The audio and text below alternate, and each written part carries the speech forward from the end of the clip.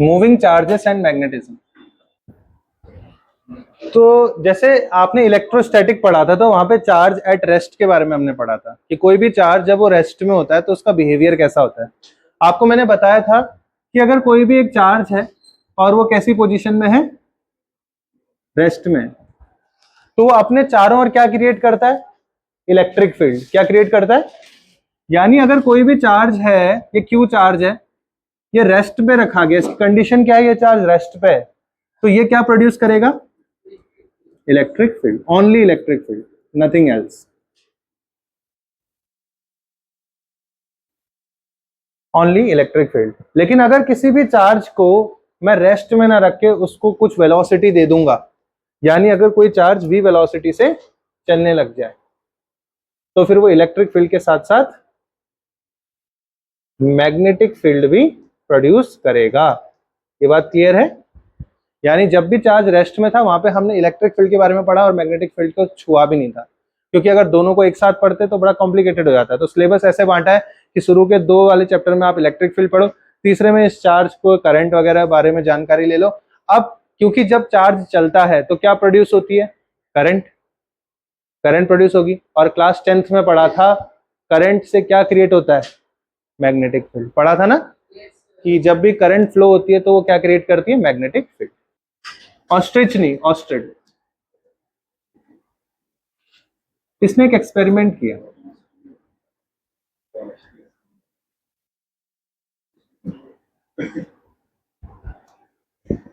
थोड़ा इसके एक्सपेरिमेंट को पढ़ते हैं। इसने क्या किया कि एक बैटरी ले ली, इस बैटरी को की से कनेक्ट कर दिया। अभी की ऑफ है, ठीक है, ये के नाम की की हो गई। और इस बैटरी को ऐसे वायर से कनेक्ट कर दिया गया। मान लो ये कोई पॉइंट है P और ये कोई पॉइंट है Q, ठीक है। हमने पिछली क्लासेस में पढ़ा था, जानकारी हमने ये ली थी कि अगर ये पॉजिटिव है, ये नेगेटिव है, तो ये बैटरी ने यहाँ पे क्या क्रिएट कर दिया है, एक पोटेंशियल डिफरेंस, यानी V वोल्ट का क्या क्रिएट हो गया है यहाँ पे, पोटेंशियल डिफरेंस। और जब भी पोटेंशियल डिफरेंस क्रिएट होता है तो क्या प्रोड्यूस होता है, इलेक्ट्रिक फील्ड। ये भी हमने पढ़ा था आगे के चैप्टर्स में। और जब भी इलेक्ट्रिक फील्ड होगा तो उस इलेक्ट्रिक फील्ड में जो चार्ज होगा उस पर क्या लगता है, एक फोर्स लगता है। यानी कि इस वायर के इधर वाली साइड में पॉजिटिव चार्ज एक्युमुलेट हो जाएगा और इधर वाली साइड पे, तो इलेक्ट्रिक फील्ड की डायरेक्शन किधर की ओर होगी बताओ। हमेशा इलेक्ट्रिक फील्ड की डायरेक्शन क्या होती है, from positive terminal to negative terminal. ये रहा आपका इलेक्ट्रिक फील्ड। अच्छा, जो ये वायर है PQ, इसके अंदर इलेक्ट्रॉन्स होंगे, इलेक्ट्रॉन पे चार्ज क्या होता है, नेगेटिव, तो उस पर कितना फोर्स लगेगा इस इलेक्ट्रिक फील्ड की वजह से, -QE। और डायरेक्शन क्या होगी इलेक्ट्रॉन में फोर्स की, इधर। तो करंट किधर मिलेगी आपको, इधर की ओर। ये बात हमने पहले भी पढ़ी। तो इसका मतलब ये है कि हमारी करंट की डायरेक्शन किधर है। अब ये चेक करना था कि क्या ये करंट का फ्लो इसके चारों ओर मैग्नेटिक फील्ड बना रहा है। इसके लिए इसने क्या किया, एक निडल ली, मैग्नेटिक निडल,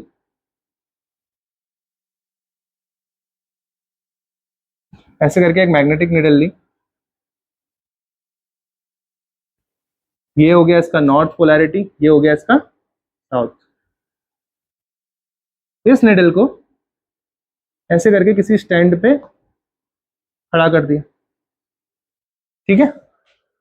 अब क्योंकि ये जो मैग्नेटिक निडल है ये इसके पास में रखा गया है, तो याद रखना जब वायर से करंट फ्लो हुई, हमने 3rd चैप्टर में पढ़ा था, जब करंट फ्लो होती है तो उसका हीटिंग इफेक्ट भी होता है, हीट प्रोड्यूस करती है।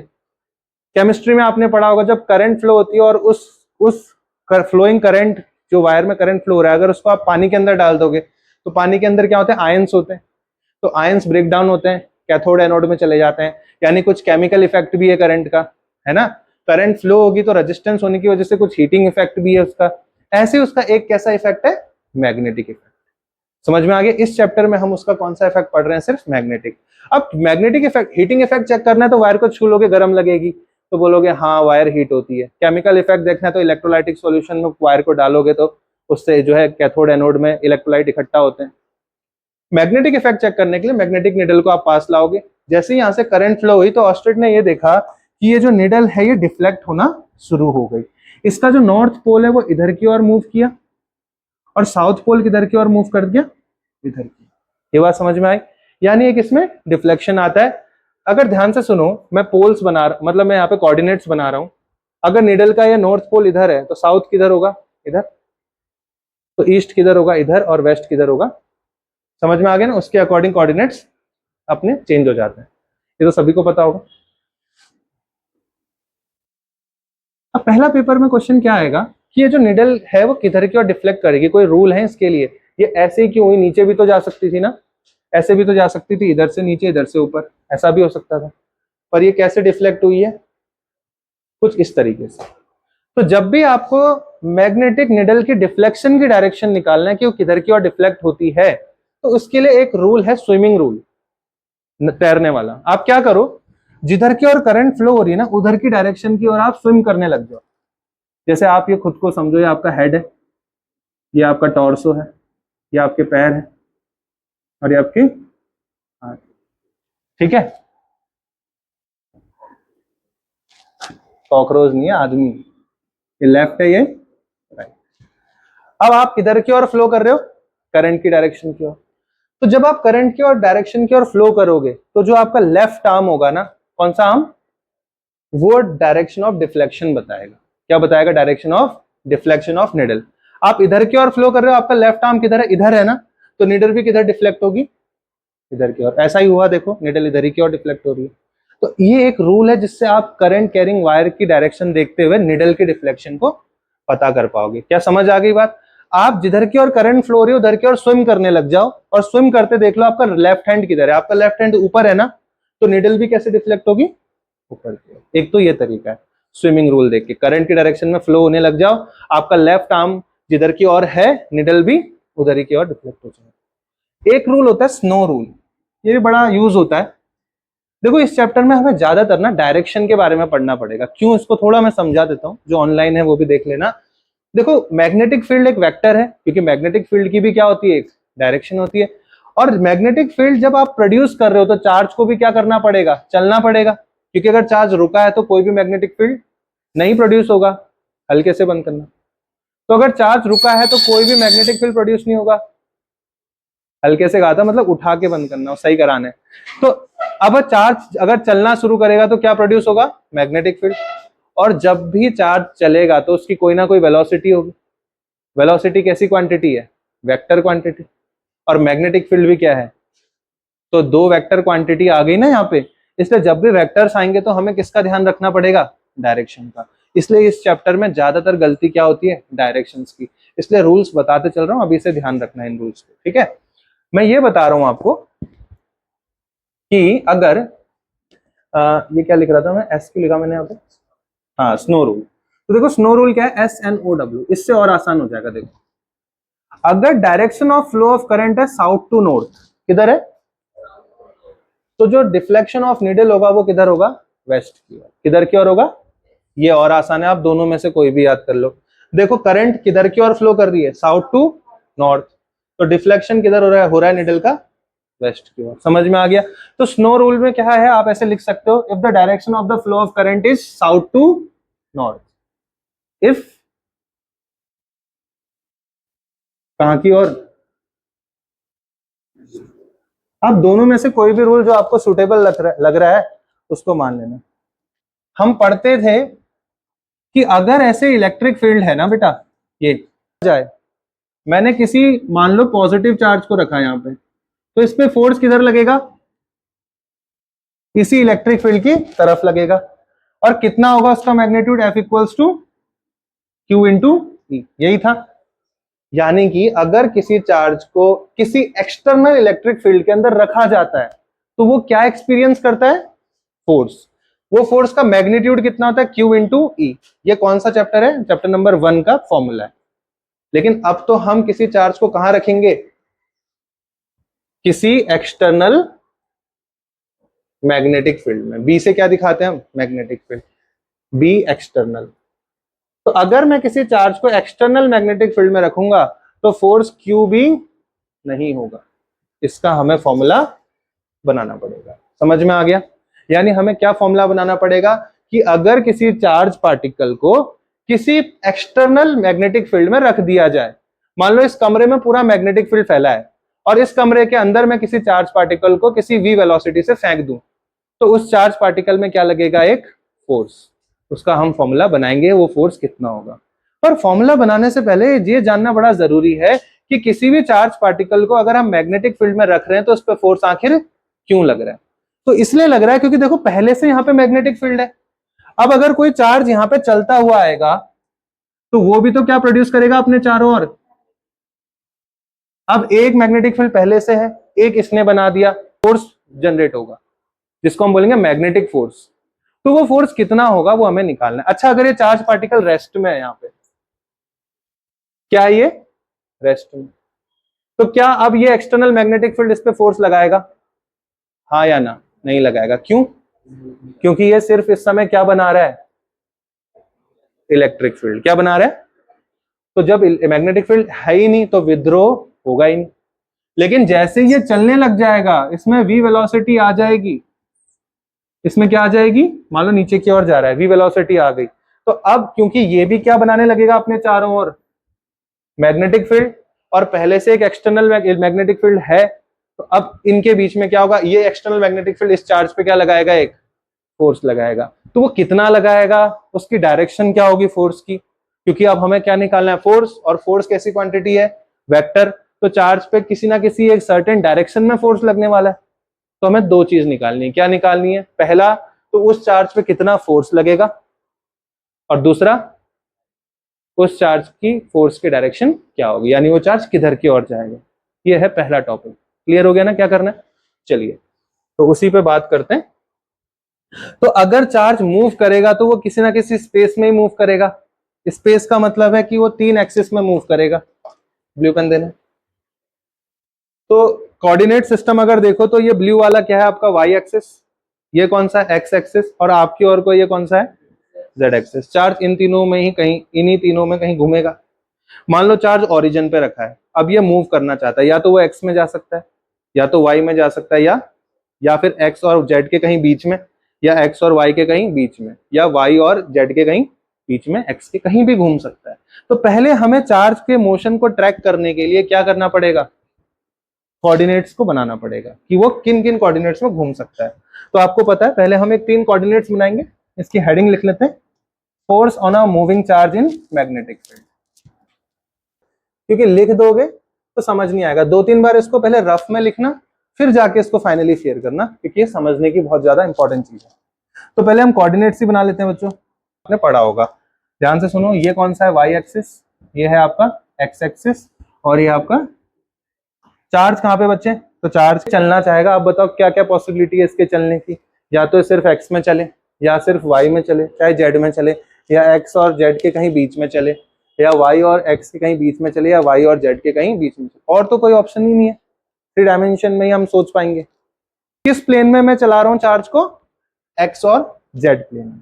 चलो, तो ये जो चार्ज है ये उठ के किधर आ रहा है, इधर की ओर, ऐसे चलता हुआ आ रहा है। अब जब ये चार्ज चलेगा तो ये क्या प्रोड्यूस करेगा अपने चारों ओर, मैग्नेटिक फील्ड। पर क्या बाहर कोई मैग्नेटिक फील्ड है, तो क्या इस चार्ज पे कोई बाहर से फोर्स लगेगा, तो ये जैसा है वैसा जाएगा। पर हमने हेडिंग क्या लिखी है, एक्सटर्नल मैग्नेटिक फील्ड, यानी मेरे को इस चार्ज को ऐसी जगह रखना है जहां पहले से ही क्या है, कोई मैग्नेटिक फील्ड है। तो पहले से हम एक मैग्नेटिक फील्ड देंगे इस स्पेस में। कौन से स्पेस में, मान लो पूरा ब्लैक बोर्ड एक स्पेस है, या एक स्पेस बना लेते हैं, राइट से इधर की ओर है, यानी मैग्नेटिक फील्ड की डायरेक्शन किधर है, तो डायरेक्शन दे देते हैं बी वेक्टर किधर है, पॉजिटिव एक्स एक्सिस की ओर, इधर की ओर है सारा मैग्नेटिक फील्ड, इधर की ओर है मैग्नेटिक फील्ड की डायरेक्शन। ठीक हो गई बात, अरे हाँ या ना, यानी मैग्नेटिक फील्ड इधर से निकल रहा है और इधर जा रहा है, तो मैग्नेटिक फील्ड किधर है, पॉजिटिव एक्स एक्सिस की ओर है। अब ये चार्ज आ गया मैग्नेटिक फील्ड के घेरे में, ये पूरा ब्लैक क्या है, एक मैग्नेटिक फील्ड, और इस ब्लैक की डायरेक्शन क्या है, इधर की ओर है। अब चार्ज मैग्नेटिक फील्ड में पर अभी रुका हुआ है, एट t इक्वल्स टू 0, ये चार्ज ओरिजिन पे, तो ये सिर्फ और सिर्फ यहाँ पे क्या बना रहा होगा, इलेक्ट्रिक फील्ड। और इलेक्ट्रिक फील्ड एक्सटर्नल कोई भी नहीं दिया आपने, तो इस पे क्या कोई फोर्स लगेगा, नहीं, पर एक्सटर्नल क्या दे दिया आपने। अब क्योंकि बाहर तो मैग्नेटिक फील्ड घेर रखा है इस चार्ज को, और ये चार्ज इस मैग्नेटिक फील्ड के कब्जे में है। हाँ, मान लो ये चार्ज निकल के यहां आ गया, तब तो ये मैग्नेटिक फील्ड से एस्केप हो गया, बट अभी ये मैग्नेटिक फील्ड के अंदर बैठा हुआ है। इस समय पे अगर ये चार्ज हल्का सा भी चला तो इसको बाहर से एक धक्का पड़ेगा, क्योंकि ये जब चलता है तो ये इसके चारों ओर ऑटोमेटिकली क्या बन जाता है, मैग्नेटिक फील्ड। अब जो बहुत क्यूरियस होगा क्लास में, सोचता है सर कैसे बनता है, बताओ मैग्नेटिक फील्ड। तो मैं बोलूंगा तुमने क्या ये रीजन पूछा था मेरे से क्लास 1 में कि इलेक्ट्रिक फील्ड क्यों बनता है? तो अब तुम मैग्नेटिक फील्ड क्यों बनता है ये भी ना पूछो, ये तब पूछोगे जब तुम एमएससी में पहुंच जाओगे, जब तुम मास्टर इन साइंस कर रहे होगे, तब तुम्हें खुद पता चल जाएगा। ये अभी तुम ऐसे समझ लो, it is a property of charge that it will produce a electric field at the position of rest and it will produce electric and magnetic field both when it is in motion। आपको 12th में तो इतना ही पता होना चाहिए। इसको समझाने के लिए थोड़ा क्वांटम मैकेनिक्स और बहुत सारे कॉन्सेप्ट यूज होंगे, तब समझ में आएगा। हालांकि फिजिक्स इसको एक्सप्लेन भी कर देती है कि ऐसा क्यों कर रहा है, बट अभी वहां मत जाओ। अब ये चार्ज जब चलेगा तो मैंने इसको कहां चला रहा हूं मैं, एक्स और जेड प्लेन में। आप कहीं भी चला सकते हो अपने हिसाब से, डेरिवेशन करने में ये कोऑर्डिनेट ज्यादा इजी पड़ेगा हमें, इसलिए हम इसका यूज कर रहे हैं। तो ये चार्ज चलेगा और चलता चलता कहां पहुंच जाएगा, कहीं ना कहीं पहुंचेगा। तो मान लो चलता चलता यहां आ रहा है, तो यहां से चलेगा, तो चलते चलते इसकी पोजीशन आगे बढ़ती जाएगी, थोड़ा दूरी बाद यहां आएगा, फिर यहां आएगा, तो ऐसे चल रहा है आगे। कुछ वेलोसिटी भी होगी इसकी, मान लो इसकी वेलोसिटी कितनी है, v वेलोसिटी। अच्छा, ये एक्स एक्सिस के साथ या मैग्नेटिक फील्ड की डायरेक्शन के साथ कितना एंगल बना रहा है, थीटा एंगल बना रहा है, ठीक है। तो ये जो इसका ये फालतू की चीजें अभी मैं नहीं बना रहा, मैं सीधा दिखा रहा हूं। ये कितना एंगल बना रहे हैं, और ये वेलोसिटी है कितना, v वेलोसिटी। इतनी बात सभी को समझ आ गई? अब ध्यान से सुनना, आज सारा काम सुनने का ही है। देखो, अगर वेलोसिटी इधर की ओर है और ये एक्स एक्सिस है, तो वेलोसिटी एक्स एक्सिस के साथ कितना एंगल बना रही है, थीटा। तो ये वेलोसिटी का कौन सा कंपोनेंट होगा, साइन या कॉस? कॉस। याद रखना, 11th क्लास में आपने पढ़ा होगा, जिसके साथ थीटा होता है वो कौन सा कंपोनेंट हो जाता है, कॉस का, और जिसका थीटा नहीं है वो साइन। इतना बेसिक पता होना चाहिए। तो वेलोसिटी के दो कंपोनेंट है। देखो, कोई चीज अगर स्ट्रेट जा रही है ना तो कंडीशन अलग है, लेकिन अगर कोई चीज किसी एंगल में जा रही है, इसका मतलब ऑब्वियसली उसके दो कंपोनेंट होंगे ही होंगे। तो जिसके साथ वो थीटा एंगल बना रही है वो कौन सा कंपोनेंट हो गया, v cos थीटा। और जिसके साथ एंगल नहीं बन रहा थीटा, वो कौन सा हो जाएगा, तो ये वेलोसिटी का कौन सा कंपोनेंट हो गया, v sin थीटा। अरे ये बात सभी को समझ आ गई? इतनी बात सभी को क्लियर है?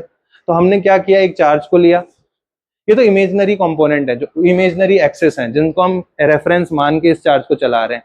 मैग्नेटिक फील्ड हमने दे दिया, अब ये चार्ज चलेगा तो इस पे क्या लगेगा, फोर्स, और उसी का हमें क्या बनाना है, फॉर्मूला। कंडीशन समझ में आ गई? अभी कुछ मत लिख, अभी बस सुनते चलो, क्योंकि दिमाग यहाँ लगेगा तो सारा फिर वहां नहीं चला पाओगे। यहाँ तक की बात सभी को क्लियर है? तो अब हमें क्या बढ़ाना है कि ये चार्ज अगर यहाँ से यहाँ v वेलोसिटी से जा रहा है, तो बताओ इस पे कितना फोर्स लगेगा। तो अगर हमें किसी भी चीज का फॉर्मूला बनाना है तो हम ये बताएंगे कि ये चीज किस किस चीज पे डिपेंड करती, तभी तो उसी का फॉर्मूला बनेगा। जैसे कल की क्लास हम पढ़ रहे थे, हमने देखा कि ये जो फॉर्मूला हमने अल्फा का बनाया, तो अल्फा का फॉर्मूला बनाने के लिए हमें पता चला कि ये रेजिस्टेंस टेम्परेचर पे डिपेंड है, तो उसी पे तो फॉर्मूला आया।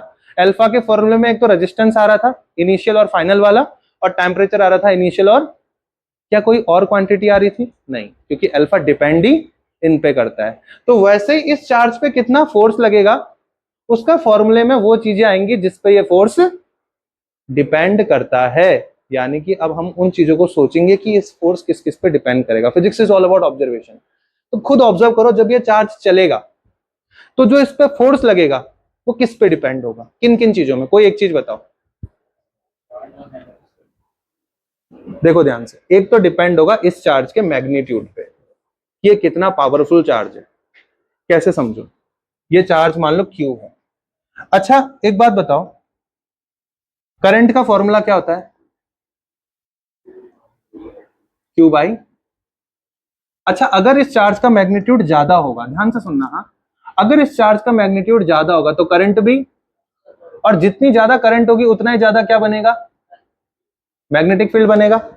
और जितना ज्यादा ये मैग्नेटिक फील्ड बनाएगा उतना ही ज्यादा एक्सटर्नल मैग्नेटिक फील्ड इस पे क्या लगाएगा, फोर्स लगाएगा। यानी फोर्स किस पे डिपेंड है, इस चार्ज के मैग्नीट्यूड पे। पहली बात समझ में आ गई। अगर चार्ज की वैल्यू 0 हो जाए तो क्या ये एक्सटर्नल मैग्नेटिक फील्ड किसी पे फोर्स लगाएगा? कोई है ही नहीं। चार्ज की वैल्यू कम हो जाए तो एक्सटर्नल मैग्नेटिक फील्ड भी उस पर कम फोर्स लगाएगा, लेकिन चार्ज की वैल्यू बहुत ज्यादा हो गई तो एक्सटर्नल मैग्नेटिक फील्ड उस पर, यानी पहला जो हमारा इक्वेशन बनेगा वो क्या बनेगा? आप बोलोगे कि सर ये जो फोर्स लगेगा इस चार्ज पे वो डायरेक्टली प्रोपोर्शनल होगा इस चार्ज के खुद के मैग्नीट्यूड पे। इससे कोई प्रॉब्लम किसी को? इसमें लिख दो मैग्नीट्यूड ऑफ चार्ज। सुनते चलना, लिखोगे तो यहां से डिस्कनेक्ट हो जाओगे। तो जो फोर्स लगेगा इस चार्ज पे वो डिपेंड होगा ये चार्ज कितना बलवान है। पहली बात क्लियर हो गई। और कोई बता सकता है ये फोर्स किस पे डिपेंड होगा? बताओ, थोड़ा दिमाग लगाओ, थोड़ा दिमाग को खोलो। किसी भी चार्ज पे अगर मैग्नेटिक फोर्स लग रहा है या किसी भी चार्ज के चलने से, अगर मान लो ये ब्लैक वाला पार्ट हटा दूं मैं और अब इस चार्ज को चलाऊं तो क्या इस पे कोई फोर्स लगेगा? यानी इस पे लगने वाला फोर्स किस पे डिपेंड है? इस ब्लैक वाले पार्ट पे। और ये ब्लैक वाला पार्ट क्या है? कौन सा वाला? External magnetic field. यानी अगर ये एक्सटर्नल मैग्नेटिक फील्ड नहीं होगा तो क्या फोर्स लगेगा? यानी इस चार्ज पे जो फोर्स लग रहा है वो किस पे डिपेंड है?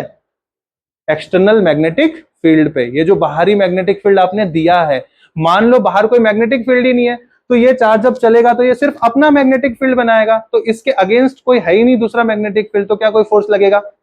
और अगर ये एक्सटर्नल मैग्नेटिक फील्ड कम है तो इस पे फोर्स भी कम लगेगा, और अगर ये एक्सटर्नल मैग्नेटिक फील्ड है ही नहीं तो इस पे फोर्स भी।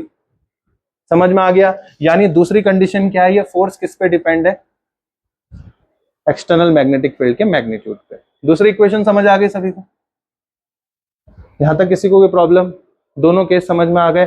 तो किसी भी चार्ज पे जो फोर्स लगता है वो उस चार्ज के अपने मैग्नीट्यूड पे डिपेंड है, प्लस जिस मैग्नेटिक फील्ड में रखा है उस मैग्नेटिक फील्ड के भी मैग्नीट्यूड पे डिपेंड है। इतनी बात किस किस को क्लियर हो गई? अब तीसरी एक और चीज है जिस पे डिपेंड होगी, उसको समझाना थोड़ा सा इंपॉर्टेंट टास्क रहेगा। ठीक है, ये तीसरी चीज अगर आप समझ गए तो आपका काम हो जाएगा, इसलिए बड़े ध्यान से सुनना। हालांकि इसको याद करवा देते हैं हर जगह, बट याद करने से अच्छा क्यों ना समझ ही लिया जाए, क्यों फिर भूल जाओगे। एक इंपॉर्टेंट चीज है जो आप नोट करके लिखोगे बाद में आराम से घर पे, जब आप बहुत बार प्रैक्टिस कर लोगे।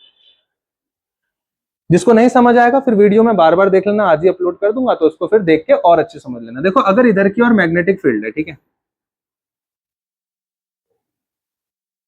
बी वेक्टर इधर की ओर है मैग्नेटिक फील्ड की डायरेक्शन, ये सारी लाइन मैग्नेटिक फील्ड लाइन है। मैंने क्या किया, मैंने एक चार्ज लिया और उसको v वेलोसिटी से मैग्नेटिक फील्ड की डायरेक्शन में फेंक दिया, किधर की ओर फेंक दिया? तो देखो ये एक चार्ज है, इसको किधर की ओर फेंका? मैग्नेटिक फील्ड की डायरेक्शन की ओर फेंक दिया। अच्छा बताओ, v वेक्टर और b वेक्टर के बीच का एंगल कितना है? अभी कितना है? अगर इन दोनों के बीच का एंगल 0 है तो अगर इस चार्ज को आप छोड़ भी दोगे तो ये फिर भी तो किधर की ओर जाएगा? आगे जाता रहेगा। यानी इस पे कोई एक्सटर्नल फोर्स लग रहा है क्या? ये खुद ही तो उधर जाता रहेगा या कोई एक्सटर्नल फोर्स लगेगा? यानी कि जब वेलोसिटी और मैग्नेटिक फील्ड का एंगल कितना है, 0 डिग्री, तो क्या कोई एक्सटर्नल फोर्स लग रहा है? नहीं लग रहा, वो तो जितने से फेंकोगे उतने से जाता रहेगा। अच्छा, मैंने एक काम किया दूसरे केस में, ये आपका क्या हो गया केस, समझ लेना ये चैप्टर की नींव है, और अगर यहां तक नहीं समझ आएगा तो आगे दिक्कत आएगी। अभी मैग्नेटिज्म अच्छा खासा कॉन्सेप्ट है। सेकंड केस को अलग कलर से दिखा देते हैं। सेकंड केस में मैंने क्या किया, इस चार्ज को इधर की ओर फेंका मैग्नेटिक फील्ड के अपोजिट डायरेक्शन में। बहुत टफ नहीं है, लेकिन आपको बार बार पढ़ना पड़ेगा इन चीजों को। अगेंस्ट फेंका तो अब एंगल कितना बन जाएगा? 180 डिग्री। देखो, कभी भी आप अगर सेम एंगल पे फेंकोगे 180 पे तो एक्सटर्नल कोई भी फोर्स नहीं लगेगा, वो जैसा है वैसा ही चला जाएगा। तो यहां पे भी देखो एंगल 180 है, तो ये आपका क्या बन गया, केस 2 बन गया।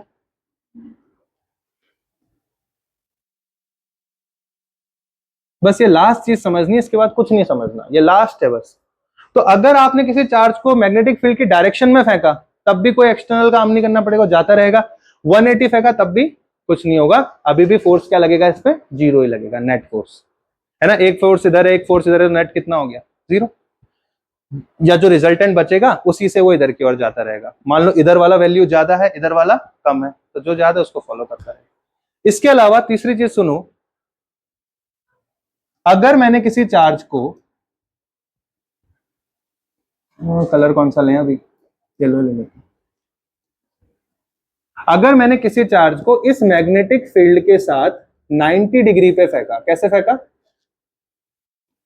v वेलोसिटी इधर है, इस बार v वेलोसिटी किधर थी, इधर की ओर थी। देखो वेलोसिटी और मैग्नेटिक फील्ड के बीच का एंगल क्या है सेकंड केस में 180, फर्स्ट केस में कितना है 0, थर्ड में कितना है, देखो वेलोसिटी नीचे है, मैग्नेटिक फील्ड इधर, कितना है 90 डिग्री। ये हो गया केस 3। इस बार जो फोर्स आएगा ना बेटा, वो क्या आएगा, मैक्सिमम आता है। क्या आएगा, तीनों केस को एक बार देखो, लिखना कुछ नहीं है, आराम से लिखना, वीडियो में देख के आराम से रिपीट कर करके, समझ ही नहीं तो कैसे लिख पाओगे, क्योंकि अभी बहुत कुछ समझना है। तो देखो अगर किसी भी चार्ज पार्टिकल को अगर मैं मैग्नेटिक फील्ड की डायरेक्शन में v वेलोसिटी से फेंक दूं तो उस पर कोई भी फोर्स एक्स्ट्रा नहीं लगेगा, अपोजिट में फेंक दूं तब भी नहीं लगेगा, लेकिन 90 डिग्री में फेंकूंगा तो मैक्सिमम फोर्स लगेगा। ये बेसिक सी चीज है, इस कंसेप्ट को जरा वहां पे लगाओ। देखो जो वेलोसिटी के दो कंपोनेंट है ना, उसमें से जो कॉस कंपोनेंट है वो उसकी डायरेक्शन किधर की ओर है, मैग्नेटिक फील्ड की डायरेक्शन की ओर है। तो क्या ये चार्ज के लिए फोर्स जनरेट करने के लिए रिस्पॉन्सिबल होगा, नहीं होगा। मैं यही समझाना चाह रहा था, बहुत लोग डायरेक्टली समझा देते हैं, मैं पहले पूरा बेसिक समझाता हूं। आपको पता है जो v cos थीटा, देखो चार्ज तो v वेलोसिटी से चल रहा है, तो जो उसकी वेलोसिटी है उस पर डिपेंड होगा ना कितना फोर्स लगेगा, हल्के चलेगा तो अलग फोर्स लगेगा, तेज चलेगा तो अलग फोर्स लगेगा, लेकिन वेलोसिटी के तो यहाँ कितने कंपोनेंट है, तो कौन सा कंपोनेंट फोर्स पे डिपेंड होगा, v cos थीटा लूं या v sin theta, v cos theta नहीं ले सकते, क्योंकि v cos थीटा फोर्स के लिए कंट्रीब्यूट नहीं कर रहा, क्योंकि वेलोसिटी और मैग्नेटिक फील्ड के बीच का एंगल कितना हो जाएगा, क्योंकि देखो v cos थीटा की डायरेक्शन किधर है, इधर ही है, और मैग्नेटिक फील्ड भी किधर है, इधर। और मैंने अभी बताया था अगर मैग्नेटिक फील्ड और वेलोसिटी वेक्टर की डायरेक्शन सेम है तो फोर्स क्या होता है, यहां पे लिख देता हूं, केस 1 और केस 2 में नेट फोर्स कितना होगा, इसका मतलब v cos थीटा इस चार्ज पे लगने वाले मैग्नेटिक फोर्स के लिए रिस्पॉन्सिबल, तो कौन सा कंपोनेंट रिस्पॉन्सिबल होगा।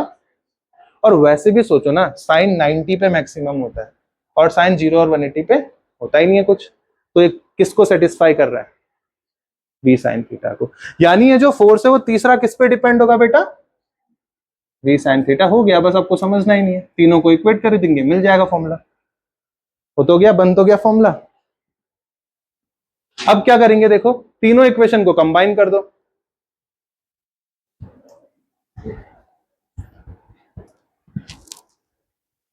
कंबाइनिंग 1 2 एंड, तो तीनों को अगर कंबाइन करोगे तो f कितना हो जाएगा, q v b sin theta.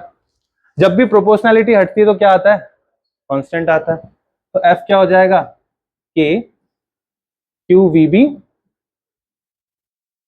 अच्छा यहां पे याद रखना इस कांस्टेंट की वैल्यू 1 होती है, कितना होती है, तो अगर k इक्वल्स टू 1 है तो मिल गया ना आपको फोर्स, क्या है, q v b, this is the required expression. किसी भी चार्ज पार्टिकल पे कितना फोर्स लगेगा, q v b sin theta. अच्छा अगर साइन v क्या है, वेक्टर है, और v b क्या है, वेक्टर, पीछे क्या लगा हुआ है, साइन थीटा। अगर साइन थीटा हटता है तो क्रॉस प्रोडक्ट आता है, अगर तुम्हें याद होगा वेक्टर में, और अगर कॉस हटेगा तो डॉट प्रोडक्ट आता है। तो इसको वेक्टर फॉर्म में लिखोगे तो क्या होगा, f vector equals to, q तो स्केलर है उसे तो छोड़ दो, अंदर क्या बन जाएगा, v वेक्टर क्रॉस, अब लिख लो आराम से रफली। तो देखिए इससे क्या पता चलता है आपको, ये मिल गया कि F equals to Q V cross B vector, यानी कि वेलोसिटी वेक्टर और मैग्नेटिक फील्ड वेक्टर के बीच का अगर हम क्रॉस प्रोडक्ट करेंगे, आप हमेशा याद रखना अगर कभी भी दो वेक्टर के बीच क्रॉस प्रोडक्ट होता है तो आंसर हमेशा एक तीसरा वेक्टर आता है, जिसे वेलोसिटी एक वेक्टर है और मैग्नेटिक फील्ड एक वेक्टर है। तो अगर दो वेक्टर का क्रॉस प्रोडक्ट करेंगे तो आंसर हमेशा एक वेक्टर आएगा। इसलिए देखो फोर्स भी क्या है, एक वेक्टर, क्योंकि v क्रॉस b किया तो हमें रिजल्ट भी क्या मिला, एक वेक्टर क्वांटिटी, जो कौन सी वेक्टर क्वांटिटी है, फोर्स है। यानी अगर मैं v क्रॉस b का क्रॉस प्रोडक्ट करूंगा तो उससे जो डायरेक्शन आएगी वो फोर्स की डायरेक्शन होगी। कैसे, देखो देखो येलो वाली लाइन वेलोसिटी को दिखा रही है, तो मैं अपनी फिंगर्स को वेलोसिटी की डायरेक्शन में रखूंगा, और मैग्नेटिक फील्ड किधर है, एक्स एक्सिस में, तो मैं अपनी फिंगर्स को किधर की ओर मूव करूंगा, एक्स एक्सिस की ओर। वी क्रॉस का मतलब यही होता है, वी क्रॉस बी का। देखो कैसे, ये वी है और ये बी है, तो मैं अपनी फिंगर्स को वी से किधर की ओर ले जाऊंगा, बी की ओर। और जब मैं अपनी फिंगर्स को, देखो वी तो बाहर की ओर है, ये वी किधर है, प्लेन ऑफ पेपर के बाहर, यानी वी बाहर है और बी वेक्टर इधर है एक्स एक्सिस में। तो जब मैं वी क्रॉस बी करूंगा तो थंब कहां है मेरा, ऊपर, यानी फोर्स की डायरेक्शन कहां होगी, ऊपर की ओर। जो थंब होगा वो थर्ड वेक्टर की डायरेक्शन बता रहा होगा, यानी कि अगर ये हमारा वी वेक्टर है और इधर साइड हमारा बी वेक्टर है, तो वी क्रॉस बी, तो थंब क्या बता रहा है हमें, फोर्स की डायरेक्शन। तो ये जो वी है वो बाहर की ओर है और बी जो है वो इधर की ओर है, तो बाहर से इधर, तो थंब कहां है, ऊपर, यानी फोर्स जो इस चार्ज पे लग रहा होगा, इस पॉजिटिव चार्ज पे जो फोर्स लग रहा होगा उसकी डायरेक्शन क्या होगी, ऊपर की ओर होगी। समझ में आ गया, समझ आ गया। लेकिन बेटा याद रखना, अगर चार्ज नेगेटिव है तो यहाँ पे Q की वैल्यू क्या आएगी, minus. If charge is negative then F कितना हो जाएगा, Q को क्या लिखना पड़ेगा, माइनस में लिखना पड़ेगा, minus Q V vector cross B vector. अब क्योंकि V vector cross B vector के आगे माइनस का साइन आ गया, तो फोर्स की डायरेक्शन क्या हो जाएगी, उल्टा हो जाएगी। माइनस का साइन ये बता रहा है कि नेगेटिव चार्ज पे फोर्स पॉजिटिव चार्ज के फोर्स के डायरेक्शन के अपोजिट होगा, यानी कि जो फोर्स होगा वो नेगेटिव एक्स एक्सिस की ओर होगा, जेड एक्सिस वाई एक्सिस की ओर होगा, यानी नीचे होगा। समझ में आ गया। तो F नीचे होगा, ये किसके लिए, फॉर माइनस Q चार्ज। समझ में आ गया। और ये F किसके लिए है, फॉर प्लस Q चार्ज। समझ में आ गया। तो पॉजिटिव चार्ज है तो V क्रॉस B ऊपर, और नेगेटिव चार्ज है तो नीचे की ओर फोर्स होगा, क्योंकि माइनस साइन क्या बता रहा है, फोर्स की डायरेक्शन चेंज हो गई है। यहां तक की बात समझ में आ गई, क्लियर हो गया। चलिए तो आगे बढ़ते हैं। अच्छा, यहां से एक और चीज करी जा सकती है, देखो ध्यान से सुनो। ये जो आपका फॉर्मूला आया बच्चों, F equals to Q V B sine theta, इससे अगर मैं B निकालना चाहूं, मैग्नेटिक फील्ड, तो वो कितना होगा, B equals to F upon Q V sine theta. F तो F रहा, नीचे क्या आ गया, Q V sine theta, right. अब इस एक्सप्रेशन से ना हम मैग्नेटिक फील्ड को डिफाइन कर सकते हैं। जो एक्सप्रेशन आया आपको, इससे हम मैग्नेटिक फील्ड को डिफाइन कर सकते हैं। देखो कैसे समझाएंगे। मैग्नेटिक फील्ड की जो एसआई यूनिट होती है वो टेस्ला होती है। तो अगर मेरे को एक टेस्ला मैग्नेटिक फील्ड को डिफाइन करना है तो कैसे करेंगे, ध्यान से सुनो। अगर Q की वैल्यू 1 कूलम्ब है, इसकी वेलोसिटी चार्ज की कितनी है, 1 मीटर पर सेकेंड है, ठीक है। इसके बीच का जो एंगल थीटा है वो 90 डिग्री है, क्योंकि 90 डिग्री में ही मैक्सिमम फोर्स लगता है, अभी पढ़ाया था। और फोर्स कितना लग रहा है इस पे, 1 न्यूटन का, इस चार्ज पे। ध्यान से सुनो मैंने क्या कहा। If 1 coulomb of charge is moving with the velocity 1 meter per second and making an angle 90 degree with magnetic field, and it is experiencing a force of 1 Newton, then we can say that the magnetic field is of 1 Tesla. तब मैं कहूंगा कि magnetic field कितने का है, 1 Tesla का है। बात समझ में आ गई। डिफाइन 1 टेस्ला, तो आप क्या बोलोगे, when a charge of 1 coulomb is moving with the velocity 1 metre per second making an angle 90 degree with magnetic field, then it will experience a force of 1 Newton, and we can say that the magnetic field is 1 Tesla. तो define 1 Tesla कर लोगे ना, जब कोई charge 1 coulomb का 1 metre per second की speed से 90 degree बना रहा है मैग्नेटिक फील्ड के साथ, तो उसको 1 न्यूटन का फोर्स एक्सपीरियंस हो रहा है। ऐसे केस में जो मैग्नेटिक फील्ड होगा वो हम कितना मानेंगे, 1 टेस्ला मानेंगे। ये था आज का वीडियो, इसको अच्छे से देखिए। नेक्स्ट पार्ट में हम आगे बढ़ेंगे और वीडियो लेक्चर को आगे कंटिन्यू करेंगे। Thank you.